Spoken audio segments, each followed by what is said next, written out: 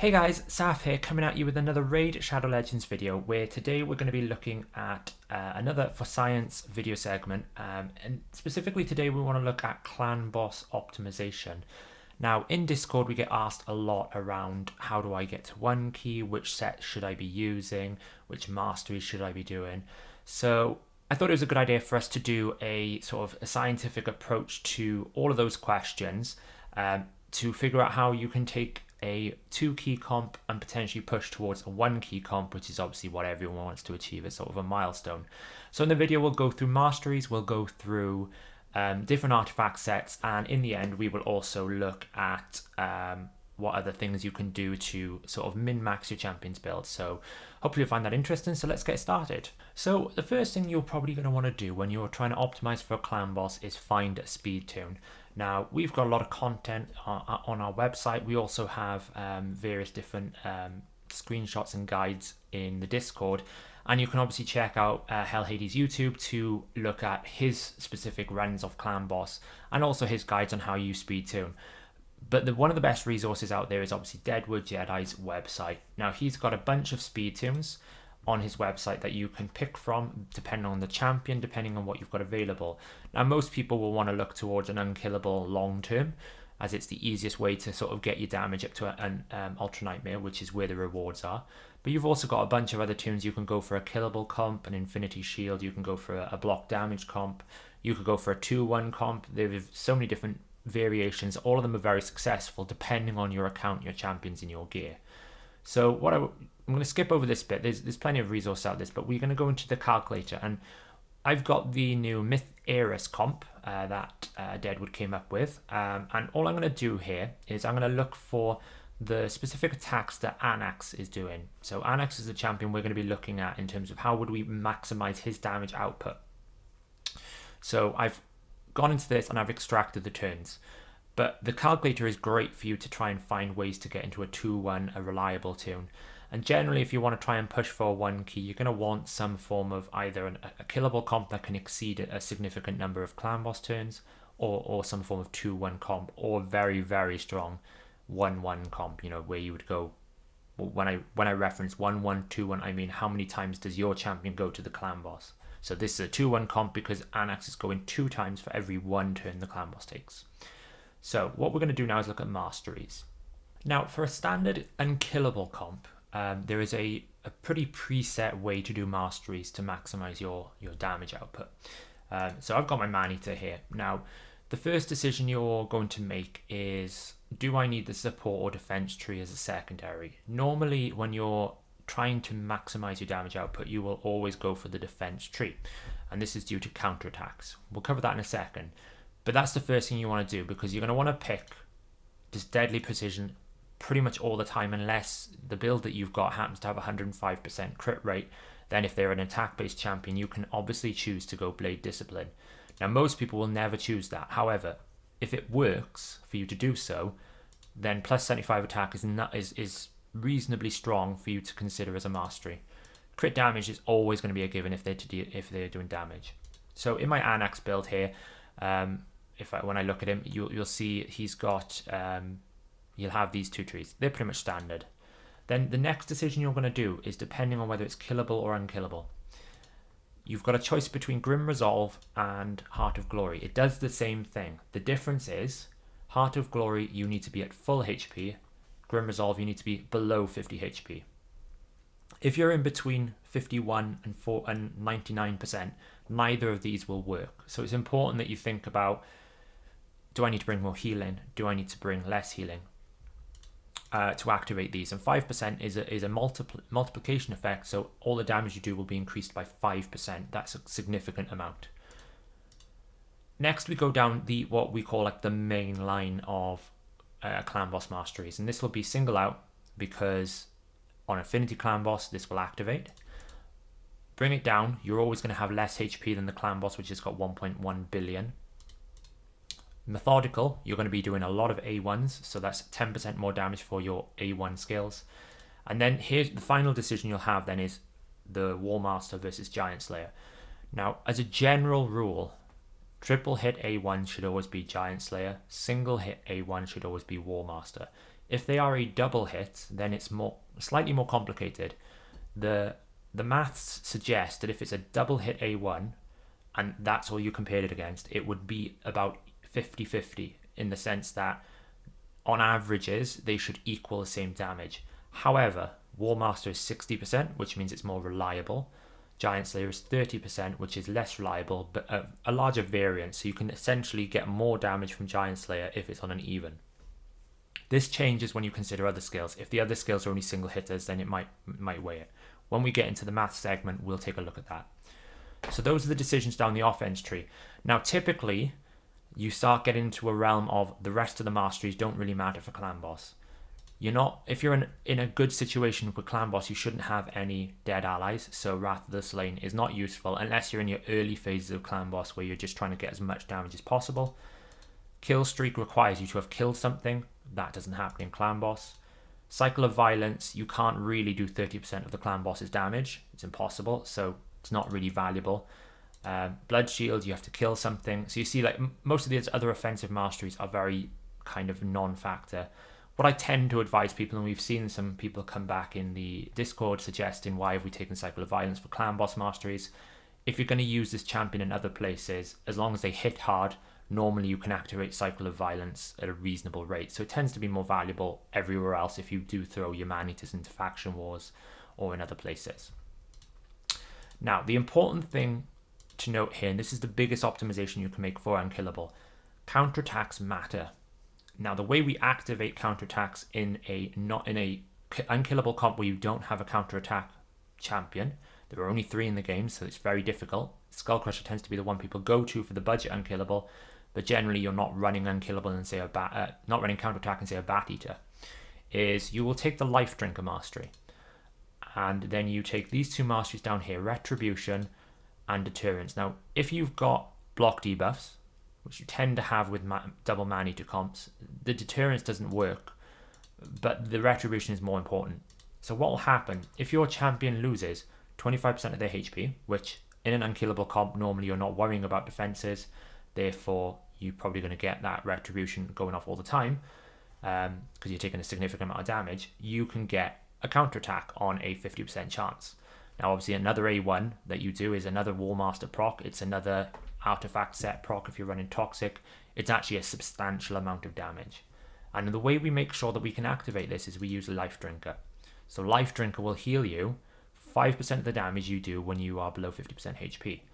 Now, it doesn't sound like a lot, but what you tend to find is if you're running, say, a Bat Eater comp, you will get enough healing back, so that means that when the Clan Boss attacks you, he will activate Retribution. So these 2 need to be done in pairs.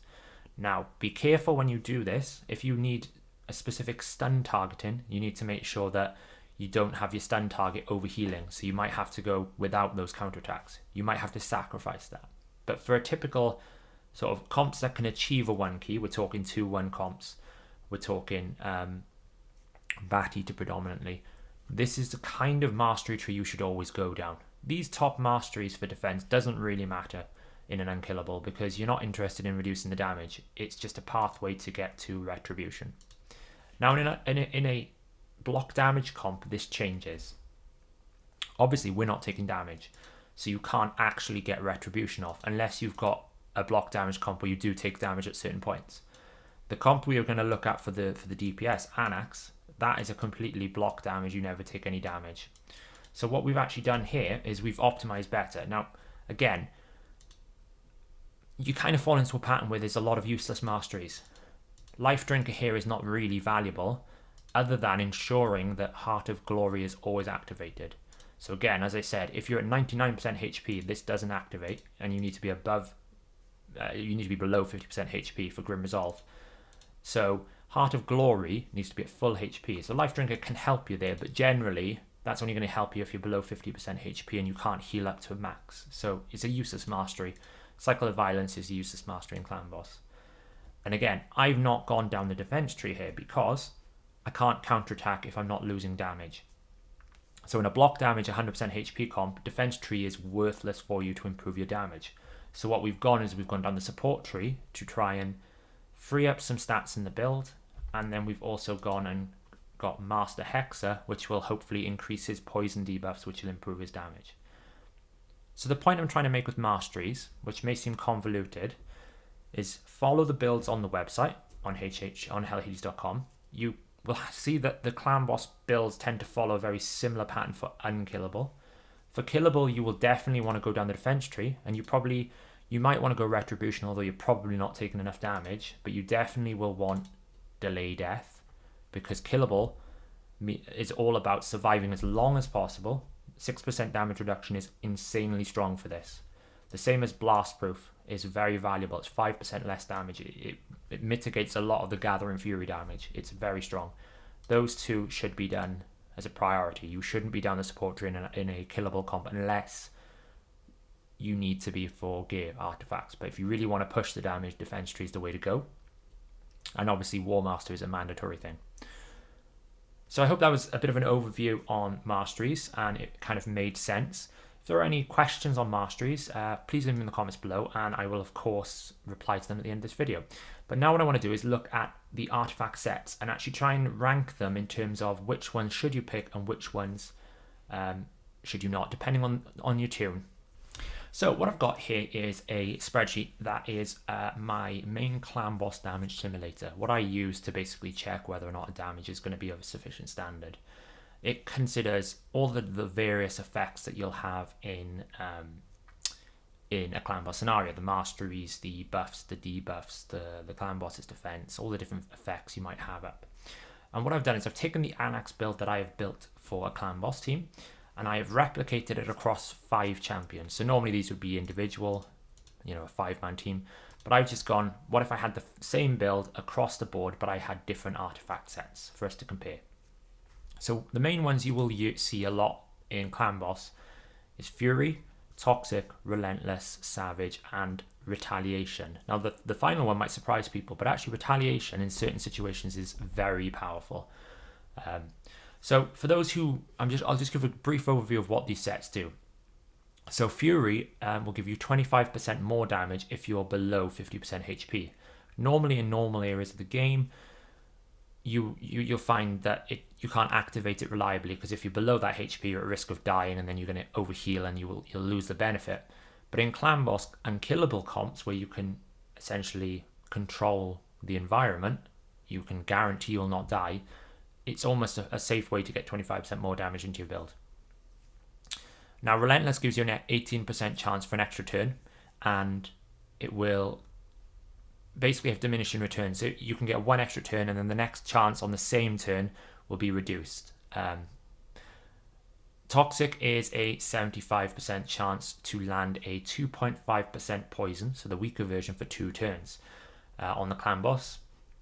Savage is an ignore 25% of the target's defense, and Retaliation is the non-crit version of the counterattack artifact sets, which is a 35% chance to counterattack whenever your champion takes damage. So the first thing you need to decide is, can my build, my tune, support any of these artifact sets? Now that's where you're going to need to look at the tune that you've chosen. Some tunes are Relentless compatible and others are not. So for example, in the Demitha comp, the Demitha Eris comp that I have here, I could not support Relentless. And the reason why that is, if I put Relentless on Anax at this point here and he takes 2 extra turns, he's going to lose his speed buff, which means that his next however many turns is going to be ticking at a rate that is not controlled by this tune. He's going to be slower, which could potentially result in champions going before or after where I need him to take his turn. So therefore, it's not, you wouldn't be able to run it here because you have to make sure everyone lands in the same spot. And likewise, in this position here, I can't run Fury because we're going to put a block damage buff at the end of every single turn. So he's always going to be at 100% HP, which means Fury is not activated. So you need to make these decisions before you go and think which ones I can use, before we even consider damage and which one's the better set. Finally, with Savage, I would strongly recommend, you'll see the numbers in a second, that Savage is probably not as good for Clan Boss as you think. Right, so let's get started. So the first thing I wanted to say is the way that we've worked out toxic. Now toxic will apply per attack. So there's a 75% chance. So what we've done is in the specific damage here, now this is very zoomed out, but essentially I've taken the turns that Anax is going to take down this column here. If I move to the right there, and this is going to basically calculate how many individual attacks that Anax is going to take in a single unkillable environment. So we know that the clan boss is going to attack 50 times. I'm going at 2-1. The setup generally translates to 96 individual attacks. So I can take that 96 and I can work out 75% chance. So on average, we should be getting 72 poison debuff landing. As it's a 2.5%, it will do 25,000 and then it lasts for 2 turns. So we can basically estimate on an average scale what that means. And it's the same for Relentless. You know, it's got an 80% chance. So on average, based on the number of turns he takes, we could say over, say, 100 turn or 96 turn, he's going to get around about 17 to 16 extra turns. Fury is a straight damage multiplication, so we can just increase the damage we do at by 25%. But there is a warm-up period. You're going to need to let the clan boss build up some damage so that you can actually fall below that number. So what you would want to do with Fury is make sure you try to avoid some defensive stats so that you can activate it sooner. You don't want to be sitting at 75% HP for a long time waiting for Fury to get involved. Savage, it's a standard ignore defense. And then counterattack, again, similar to Toxic. I'm going to get attacked 50 times, 49 to be specific, because obviously the last one is going to kill me. So that means I've got on average somewhere between 16 to 17 counterattacks that are likely going to happen. Now that's not going to be exact science because it's an average. It could be more, it could be less. But we can basically counter in 17 additional counterattacks to the damage. So what does that mean in terms of damage here? So we've got exactly the same primary stat, exactly the same crit damage. And just for reference, because I know that some of you guys will be watching, we've got some configurations here. So I've said, as a standard across all of these attacks, attack buff is activated, weaken is activated, and defense debuff is activated. And in the sense of Savage, that will also be activated as well. Now, for everyone who doesn't know how War Master works, War Master is like capped at 75,000. And then it's subject to damage reduction from the clan boss. So because we've got defense down, and normally the clan boss would be at 54% damage reduction. Now, because we've got defense down on, and that's 28% instead of 54%. So this number here, right now, represents a standard damage you would do based on a decreased defense weakened champion, clan boss. So if we were to say actually decreased defense is not active, then this drops to 42,993. And weaken is also impacting this. So if I don't have weaken, that damage drops. But what you will notice is if I decided for whatever reason, like so we've got Savage on the 4th champion, you will notice that this damage will increase because it's subject to damage reduction, which means that I'm ignoring defense. I'm therefore having my champions dealing more damage, and War Master is therefore not ignoring as much of the defense. So that basically means if you do want to optimize even further, a cruel set paired with any of these will increase your War Master damage. We'll see how much of an impact that has when we look at these numbers now. So enough of me talking, let's move over here. Right, okay, so let's take a look here. So the first thing you'll notice is the variations in War Master damage. So the way you can work out this War Master or averages is War Master's at 60% based on the number of attacks you do, not the number of hits, whereas Giant Slayer is 30% based on the number of hits. So if you just add up all the potential hits that you're going to do, times that with 0.3, versus all of the potential attacks times 0.6, you'll then just be able to times that with whatever your Giant Slayer War Master number is, and that will give you a quick indication of whether or not it's worth running Giant Slayer or War Master. So I've built that math in here. So if I swap this over, you can see he does slightly less on Giant Slayer. So even though he's got a double hit A1 and a double hit A2, he's got a single hit A3. So what that basically means is if they were all double hits, it would probably be on average the same. They would be identical. If he had a triple hit A1, it would be better. But because he hasn't, across all 3 skills, it's better to run War Master. It's going to lead to more damage. The thing you'll notice here is obviously Relentless, I've got higher number, and I've got Savage as a higher number.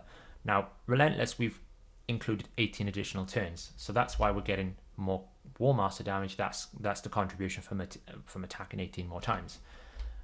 The Savage, Toxic, and Fury are identical skills in terms of their pattern of skills, but you'll see that the Savage is actually increasing the damage by around about 200,000. For me, that's not enough to justify Savage going in there, especially when you consider the skill damage doesn't really increase that much either. If we compare it with Toxic here, yes, it hits harder, but Toxic, then the poison contribution will overtake Savage in terms of how much that adds if you just look at the pure attack damage. So I think overall I would say Savage is probably the lowest priority artifact set you can pick. Now Fury obviously is adding substantial damage if we compare it to all the others. The skill damage is higher than everything else. However, obviously you've got to activate it and sustain it. But I would rank Fury as probably number 2. Relentless for me is probably the number 1 set to use when you're trying to optimize for damage. And the reason why this is the case is 18% is quite a substantial chance.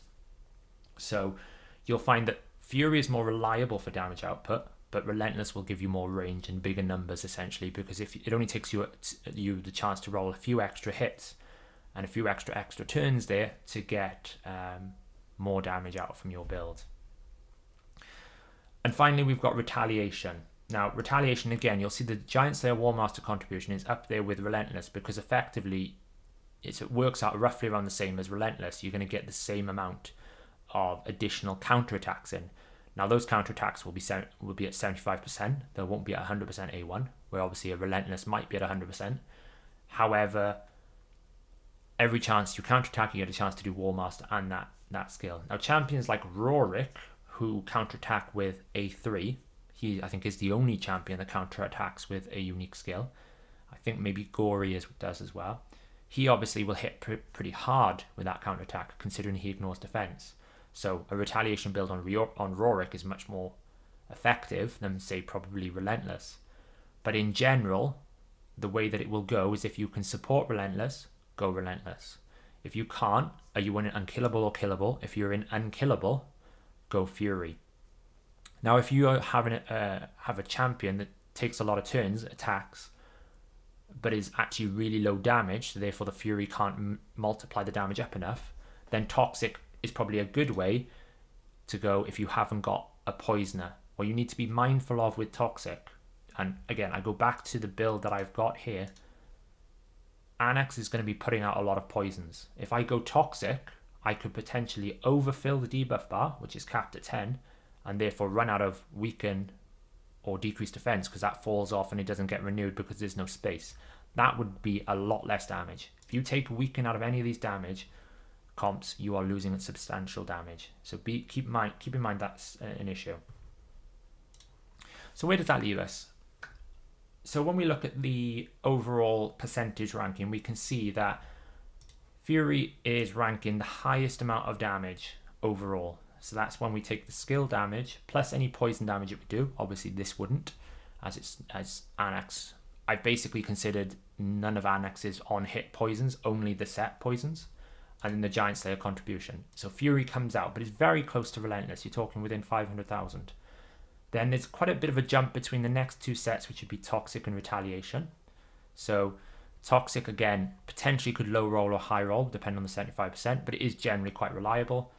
And Retaliation, again, if you get lucky and you get more counterattacks, that damage is going to go up. But 35% is much lower than, and much less reliable than, say, a Fury or Relentless set to some extent. And then finally, Savage comes in last. Savage is not good for Clan Boss because the defense of the Clan Boss is already down at 602, I think it works out at, or 608 with decreased defense. So it generally means that you're not getting that much value out of it. So I wouldn't pick that. Now, obviously, you can also decide to just ignore the sets and go for pure stats. That is a consideration you should also make. If you haven't got good Fury, good Retaliation, good Relentless gear, don't sacrifice the actual build to fit this set in, because you need to make the judgment of, if I lose 1,000 attack, does that actually get made up by the 18 additional attacks I might get in a unkillable comp? Likewise for killable, Stalwart is substantially more effective than any of these sets. The goal is to stay alive. 30% damage reduction is insane. It's triple Guardian effectively on everyone without that damage being transferred over. So I would 100% recommend, if that's the way you go, to use Stalwart. So yeah, so I hope that was a bit helpful in terms of a math exercise. I probably rambled a little bit in the middle. However, it's just kind of like you have to make decisions every time you approach it. If I want to min-max, you want to kind of go quickly in your head, okay, can I use Relentless? No. Can I use Fury? Yes. Okay, I'll go Fury. Is the build good enough, or am I losing too much to go that? Okay, no, it's not good enough. I'll then just go and build a normal high damage, high crit, high sort of attack, high crit damage, whichever way it works. So the last thing I just want to talk about is sort of other things to consider when you're trying to maximize damage output. So we've already talked about considering adding a cruel set alongside any artifact sets. They're not going to be substantial damages. However, that little bit 5% of ignore defense is going to increase your War Master damage. But there are other things you can do also. So one of the areas that you can 100% get more stats from is the Great Hall. Now I've chosen to go for the accuracy tree, then into crit damage, then into resist. And now you're starting to see that I'm going towards attack. Now, the order is a bit up in the air. Some people prefer going the defense tree first. Some people prefer going crit damage first. I've chosen to go this way, mainly because accuracy tends to be more of a global thing that you need everywhere. Crit damage, then you get a good amount of return. 25% is nice. And then I've gone resist purely for arena and Doom Tower, where you're probably needing the resist and you're not carrying as much in your artifact gear. The last step is really a decision based on what you think is more valuable. If it's a choice between attack and defense, you might find HP to be better, just because you get kind of more power for the stat because of the weight of it. 20% on a HP of 18,000 is going to give you more of a stat than necessarily defense, where you're only getting a small amount. Now, I've chosen to go actually attack because I want to really push and min-max my champions. And this actually can translate to a fairly big jump. So if we look back at Anax over here, and we look at his total stats, we can see from the artifacts I'm getting a set here. Now the Great Hall for me is only at level 9, and that's giving me another 262 attack. That's effectively having a 6-star ring on top. And then the Classic Arena being in gold 4, very important for this. It gives you an extra 20%. Notice there's a little bit of Masteries. Now, I haven't chosen the... I didn't choose the Blade Discipline. I chose Crit Rate. However, I chose Law of Steel. So if I've got Cruel, I'm getting 15% more attack from 15% more attack, essentially. Now, it's not much, but when you start really finding these little bits of attack here or there, it starts to add up. The other thing you can do on an amulet, most people will obviously want to go crit damage. If you don't need that much accuracy, start looking for the primary damage. A flat stat attack here can be pretty strong. I believe one of my man-eaters has a triple roll. That's the other way around. I believe it's this one. He has a, there you go, a triple roll. So a triple roll attack has given me 89. Then I've glyphed it for another plus 25. So that's half a tier 6 ring. It's quick to sort of categorize flat stats as useless, but when you're really in this zone of every single attack, I'm trying to stretch the build, I'm trying to really increase it so I can get to that one key target, consider flat stats on some of these things. They will help when you don't need anything else. You know, if you look at a weapon and you've got your speed, your attack, your crit damage, and you don't need crit rate, flat stat attack is the way to go. It's more damage, especially in Unkillable where you don't really care about defense. And now obviously if you had a defensive nuker, you'd want to go and consider defense stats and flat stat defense. So Great Hall is a great way. Gold 4 is a great way. These two will benefit you a great deal. Obviously, booking a champion for damage is probably one of the most substantial ways you can increase damage. Now, if we go back to Anax over here, we can see his A2 gets 10% damage, his A1 gets 15%, and his A3 gets 10%. That's a straight 10% increase. That's a lot more than, say, 100, 200 attack, 300 attack can ever provide you, because it's a multiplier, and they're very powerful. This is why champions like Trunder do a lot of damage. So there's lots of ways you can improve things. You can try and get an extra cruel set, you can get Great Hall, you can get all of these little factors. This is how people manage to go from a 2 key to a 1 key. It's not one masterful trick. It's lots of little optimizations, little min-maxing that gets you to that endpoint. So I hope that was helpful and you found that interesting. If you have any comments or questions, please feel free to put them in the comment section below, and I will be taking a look and I'll answer any ones that I can. And if you like this content, please give it a thumbs up and subscribe to the channel, as we do release a weekly video on sort of the science and the maths behind Raid Shadow Legends. And if you stuck with me this far, thanks very much, and I'll catch you in another video.